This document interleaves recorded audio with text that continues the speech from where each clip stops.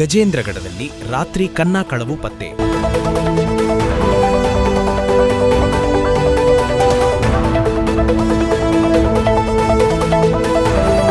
$4,50,568 ಮೌಲ್ಯದ ಬಂಗಾರ ಹಾಗೂ ಬೆಳ್ಳಿ ಆಭರಣಗಳನ್ನು ವಶಪಡಿಸಿಕೊಂಡಿದ್ದಾರೆ.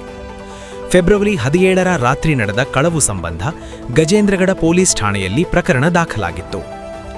ಸಂಶಯಾಸ್ಪದ ವ್ಯಕ್ತಿ ಬಂಧನ, ಪ್ರಕರಣ ಭೇದನೆ.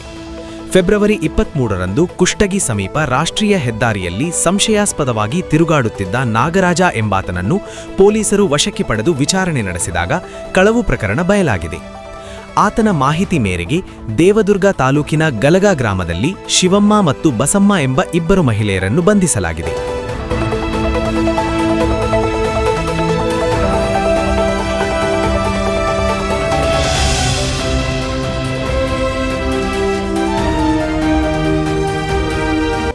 ಮಾರಾಟಕ್ಕೆ ಯತ್ನಿಸಿದ ಆಭರಣ ವಶ.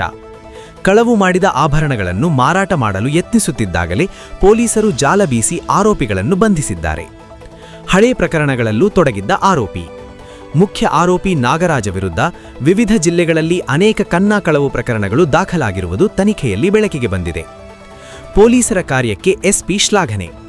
ಜಿಲ್ಲಾ ಪೊಲೀಸ್ ಅಧೀಕ್ಷಕ ರೋಹನ್ ಜಗದೀಶ್ ಅವರ ಮಾರ್ಗದರ್ಶನದಲ್ಲಿ ಡಿವೈಎಸ್ಪಿ ಪ್ರಭುಗೌಡ ಕಿರೇದಳ್ಳಿ, ಸಿಪಿಐ ವಿಜಯಕುಮಾರ್ ಹಾಗೂ ಪಿಎಸ್ಐ ಪ್ರಕಾಶ್ ನೇತೃತ್ವದ ತಂಡ ಕಾರ್ಯಾಚರಣೆ ನಡೆಸಿದ್ದು, ಶ್ರಮಿಸಿದ ಅಧಿಕಾರಿಗಳನ್ನು ಎಸ್ಪಿ ಅಭಿನಂದಿಸಿದ್ದಾರೆ. ಪೊಲೀಸರ ತ್ವರಿತ ಕ್ರಮದಿಂದ ಸಾರ್ವಜನಿಕರಲ್ಲಿ ನೆಮ್ಮದಿ ಮೂಡಿದೆ.